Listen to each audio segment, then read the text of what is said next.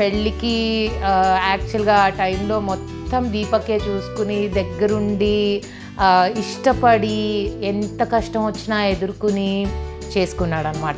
So it's like memorable for ever నాకు.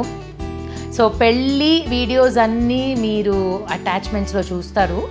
And నేను reception album ఇప్పుడు చూపిస్తాను. సో పెళ్లి వీడియోలు నేను డెఫినెట్లీ వీడియోస్ చూపిస్తాను. అయితే ఫస్ట్ నా రిసెప్షన్ ఆల్బమ్ చూసేద్దాం.